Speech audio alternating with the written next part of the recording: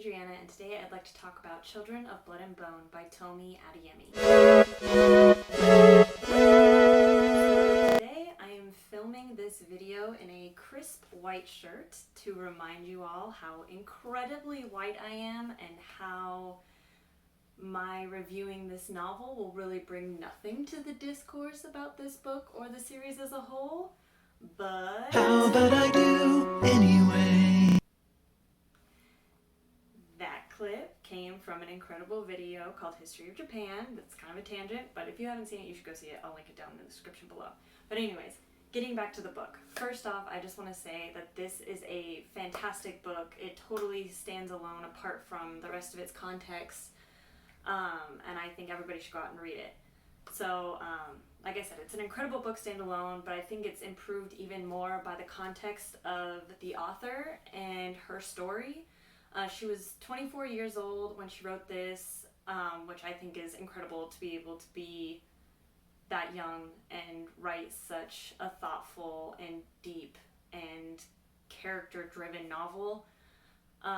She's also a first-generation Nigerian American, so a lot of this book is inspired by West African culture and mythology and language. So I think, again, that brings, some really awesome context into the novel as a whole. I think she's just super incredible, and I am so excited to read the sequel to this book, as well as whatever she writes in the future. I think she's going to become an auto-buy author for me pretty quickly. So I guess getting into the book itself, it is a fantasy novel. It is, like I said, West African Nigerian inspired. It's a land that recently lost its magic due to a king taking over and killing all of the magi, the magic people, over the age of 13, which severed the connection between these people and their gods. So it's our main character's job to bring magic back.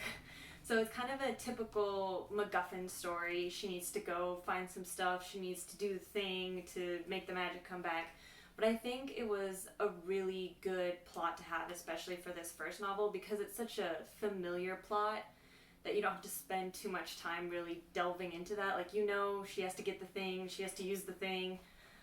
So I think it gives you a lot of time to really delve into these characters that Tomi has created, and you also get to see 3 of the main characters' perspectives.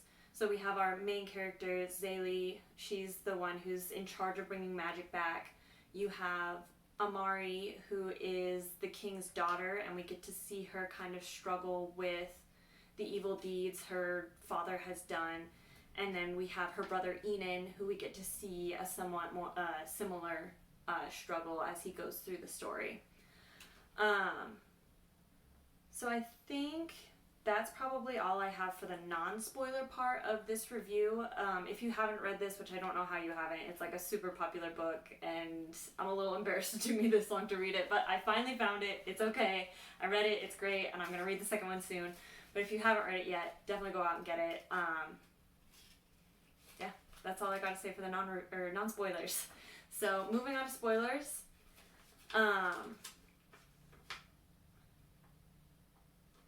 Again, like I said, I loved the multi-perspective that you got to see from Zaylee, Amari, and Enan. I think it helps get you on board with Amari and Enan a little faster than if you'd just taken it from Zaylee's point of view. And I think it makes Enan's betrayal hurt that much more, because you saw that he thought he really did care, and that he really did want to try to make the world a better place. So I mean, yeah, going into Enan, let's just jump into that real quick. Enan's arc reminds me, I don't know how many people who watch my videos are James Bond fans, but Enan reminds me a lot of the bad Bond girl. So, James Bond always sleeps with at least 2 women in a Bond movie. There's always the good Bond girl who's just an innocent ingenue being taken along for the ride, but then there's always the bad Bond girl. So this is the girl that works for the villain of the movie, and, there's a couple, most of the time she's just evil all the way through, and she just tries to seduce Bond because he's seducible.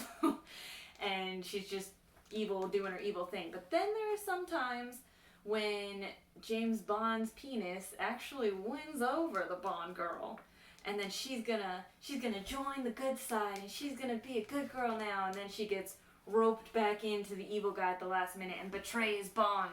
So I don't know, it reminded me a lot of a James Bond bad girl story. Again, I think it's an important story to tell, that people can't necessarily change for someone else. They have to change for themselves, like you see with Amari. There is obviously, you know, she has her friendship with Zaylee, and she has that flirtationship with Zane. But I think you can see her transformation. You know, even if Enon had survived the story, I don't know if he would have ever really gotten there himself, versus what we see with Amari. She's really kind of interacting with these Magi people and taking it to heart, and really on the road to become a better person.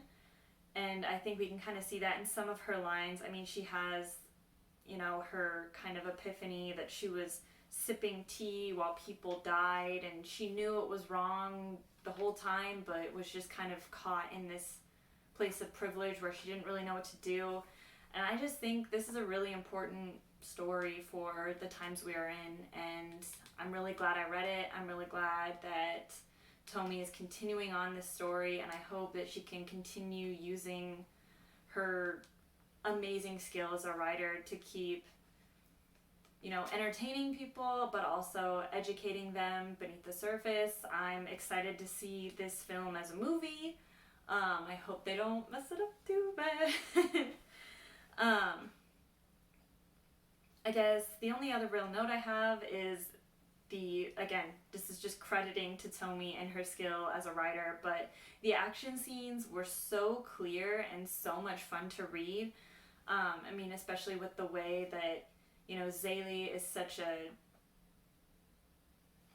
what's the word I'm looking for? Physical fighter, I guess. It's not a lot of kind of, I feel like, I'm not a writer, so I can't say this too much, but I feel like it's almost easier to envision kind of these magical fights, because we've seen it a lot in, you know, like movies and stuff, I guess. I don't know. These magical fights, it's more just, I'm projecting this fire, these spirits, this water, this air, whatever. You're projecting it from yourself, and so, like, as a body, the magical fight, the two people aren't doing much. It's more so the magic interacting, which is a lot more, I guess, creative liberty in, like, the reader's mind.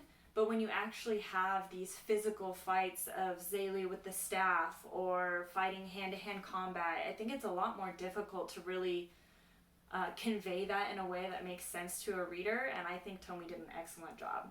So like I said, loved this book. I think it's incredible, and I can't wait to read the next one.